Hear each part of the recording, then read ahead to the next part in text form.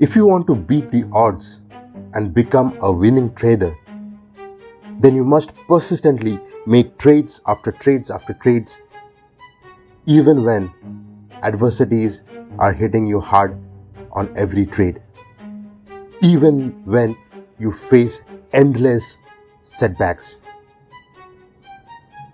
Really?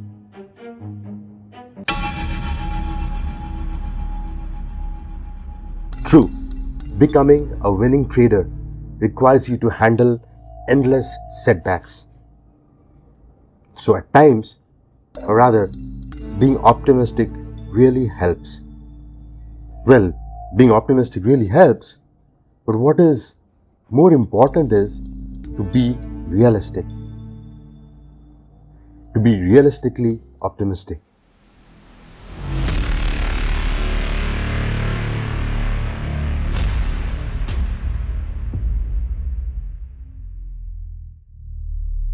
You know why I said this? Because if you're optimistic, if you're over-optimistic, you set yourself up for failure. Because then you will take unnecessary risk and you'll be extremely disappointed when things won't go your way. See, this trait in human being is very rare, that you have fallen down and you pick yourself up, fight again, you fall down again, pick yourself up, fight again. That's easier said than done. But this trait is very, very rare in human beings. Very rarely you get one person who can actually do this. Face the setbacks, come up again, and face the world with the same enthusiasm. And this is where you hear the famous quote by Amitabh Bachchan. He says, कोशिश करने वालों की कभी हार नहीं। लहरों से डरकर नौका पार नहीं होती, कोशिश करने वालों की कभी हार नहीं होती। नन्ही चींटी जब दाना लेकर चलती है, चढ़ती दीवारों पर 100 बार फिसलती है। मन का विश्वास रगों में साहस भरता है, चढ़कर गिरना, गिरकर चढ़ना ना अखरता है। आखिर उसकी मेहनत बेकार नहीं होती, कोशिश करने वालों की कभी हार नहीं होती। Now, there was a study by Dr. Martin Seligman. His study was around how optimism or realistic optimism helps a person persist in the face of a setback. And this is what he has to say.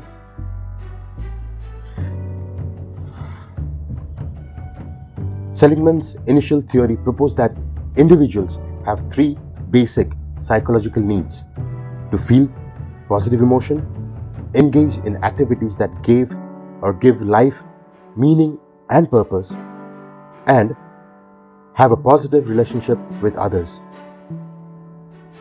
Now, these 3 were the main, but then 2 other needs were subsequently added later on, which includes finding meaning and fulfillment in what we do and seeking, and savoring achievements and accomplishments. So taking all of these together, their pursuit leads them towards their personal development, their well-being, and an opportunity to flourish.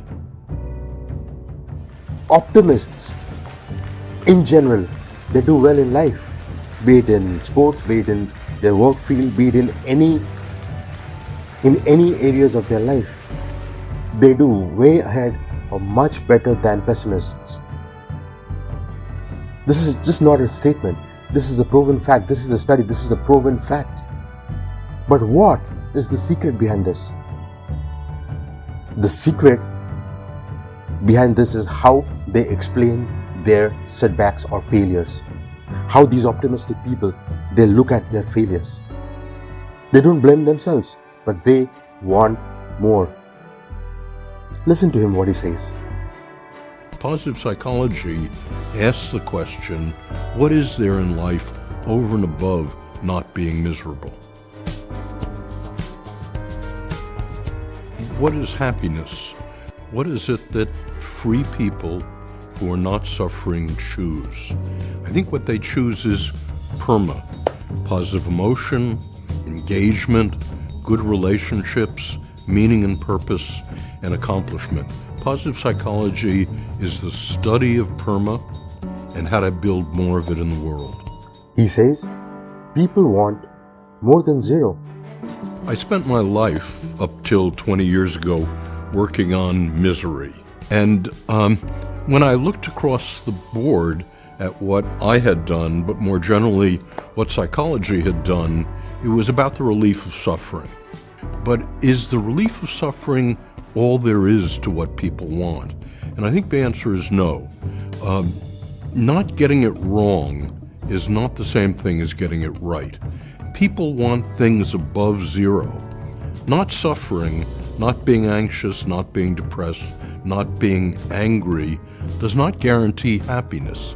It doesn't bring about positive emotion, engagement, good relationships, meaning and purpose. Those are additional things. So it seemed to me that psychology needed more than just the understanding and the techniques for getting rid of mental illness and getting rid of misery. It needed guidance to the good life. It needed to ask the question, what is the life that we want, over and above not being miserable, and how can we build it?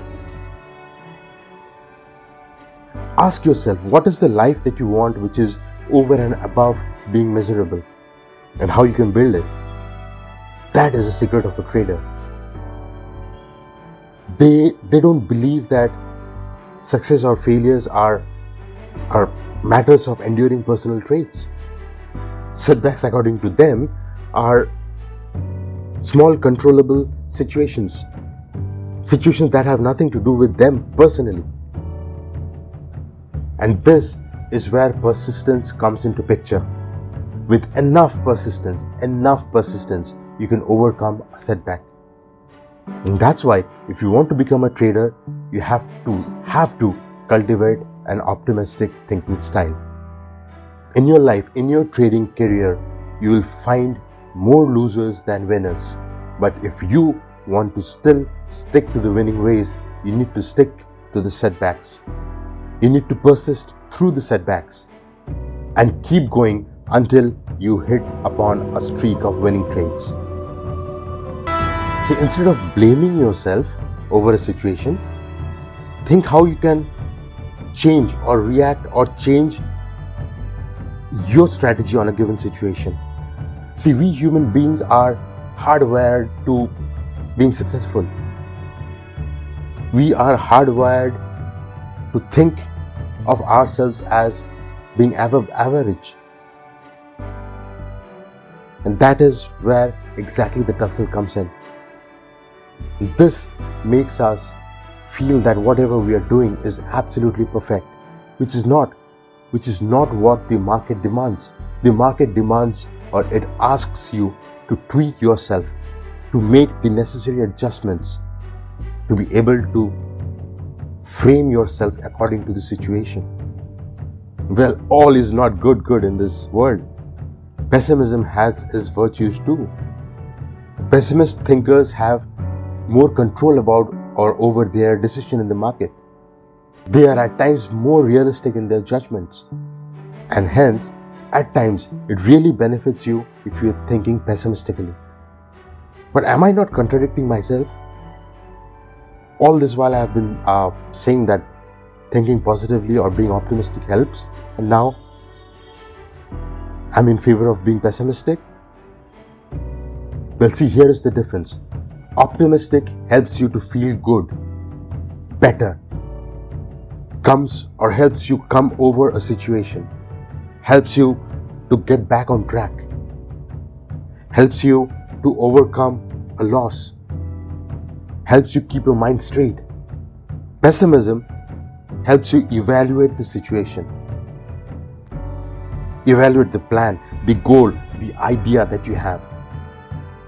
Terence Odin, who is a finance professor in the California University, says, the one who is overconfident, short-sighted, and far more likely to snap up a stock at the worst possible moment than to make the kind of contrarian bet that pays off in the long run. This is the problem with most traders. especially novice traders, those who have just come into the market. They are overconfident on everything. They overtrade every situation and be unrealistically optimistic. They are over-optimistic on everything. See, if you have to survive in the trading world, if you have to sustain and come out as a winner, you have to be realistically optimistic. So just like I said, optimistic helps you survive a setback. It helps you survive a market downfall. It helps you survive a bad situation. Having a healthy sense of skepticism keeps you bound to the reality. So always ask yourself, have I accounted for every possible adverse situation that can come while I'm trading in the market? Have I managed my risks properly? Do I have enough capital to reach my financial objectives? Do I have enough time to devote to learning how to trade profitably and sustainably for a very long time? When you're in the market, you will face real setbacks. Sugarcoating them will not help. It'll only make you feel better in a very short period of time, for a very short period of time. And then in the longer run, you will face the bleak realities. So like Sarkar says, नजदीक का फायदा देखने से पहले दूर का नुकसान का सोचना चाहिए. Set yourself up for disappointments. It's better you face the obstacles head on and make a realistic plan to overcome them. This will keep you grounded.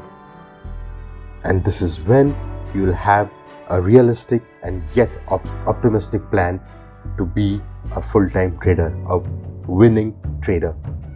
And you know what? Very few make it till here. And if you can do it, you will be one of those very few. Hope this helps. See you again in the next video. Till then, SD signing off. Goodbye.